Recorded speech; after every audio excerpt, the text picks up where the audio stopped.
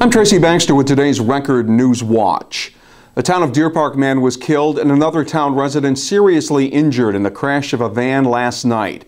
It happened at around 10 p.m. on Route 211 West near the intersection of County Route 61 outside Otisville in the town of Mount Hope near the Deer Park border. The vehicle veered off the road and ended up on its side after slamming into a rock embankment.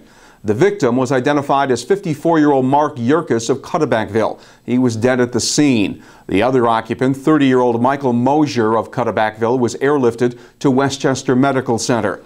Investigators had yet to determine which man was driving the vehicle. Police were looking at excessive speed as a possible factor in the deadly crash. Released pictures and thousands of documents from Michael Mealy's case file. Many of it lurid information that prosecutors had unsuccessfully tried to introduce into their case provides evidence of sexual perversions and deviant behavior prior to the killing of Laura Garza in 2008. Much of the information came from Mealy's own messages discovered on his computer, as well as lewd pictures of random women. Mealy will be sentenced to 23 years in prison as a result of his guilty plea to the charge of first-degree manslaughter. Reporter Heather Yankin will detail the Michael Mealy case file in a story that will appear here at Record Online and in tomorrow's Times-Herald Record. They were dancing in the street, literally, in Monticello last evening as members of the Landfield Avenue Synagogue and other residents held a celebratory procession with a sacred Torah that had been stolen during a break-in at the synagogue a month ago. It was recovered January 24th in Woodridge when a local handyman was arrested. Well, last evening, Monticello police released the Torah back to the congregation, prompting a lively procession back to the synagogue. Landfield Rabbi Ben Zion Chanowitz says following the feelings of gratitude, the Torah's recovery should now be used as a teaching tool. I think there's a spiritual message in it, which is that the Torah is not just parchment and ink.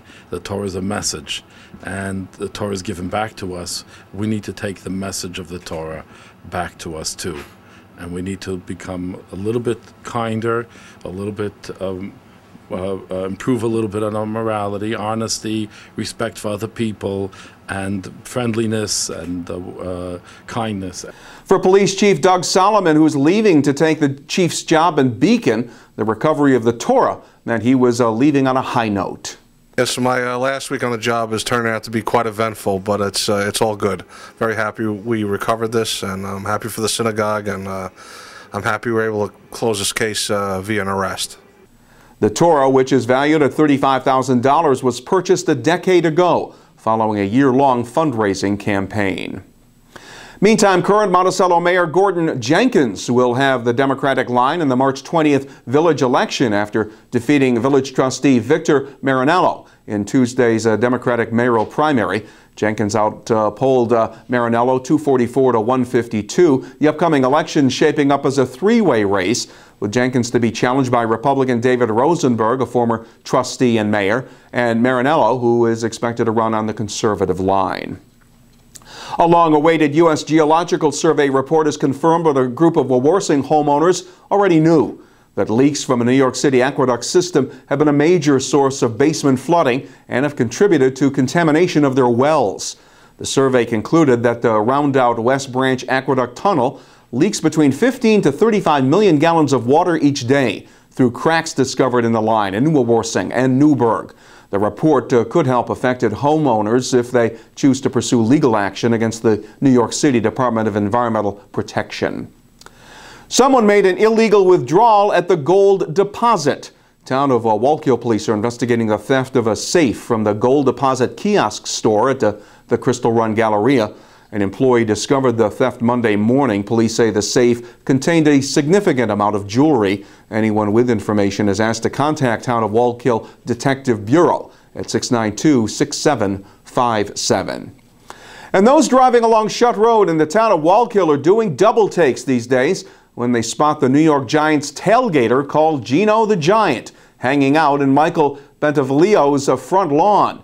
Michael created him to show his support for the team as they begin their quest for the Super Bowl. doing? He's actually been out since Christmas. He was helping me hang the lights on the gutters and slipped off the ladder and was hanging from the gutters all throughout Christmas. And once we got past New Year's, he decided to help support the Giants. I just definitely want to support my team, and I love getting the neighbors all rousted up. And as Michael and Gino continue to roust up the local fans, both offered a prediction of a Giants Super Sunday victory. It'll be all quiet on the local weather front for the next couple of days. Thursday will be mostly sunny, but not as mild as today, with temperatures topping out at around 45 degrees. Friday will be partly sunny with the highs also in the mid-40s. Stay in touch with what's happening wherever news breaks right here at Record Online, and read all the stories in detail in tomorrow's edition of the Times-Herald Record. For Record News Watch, I'm Tracy Baxter.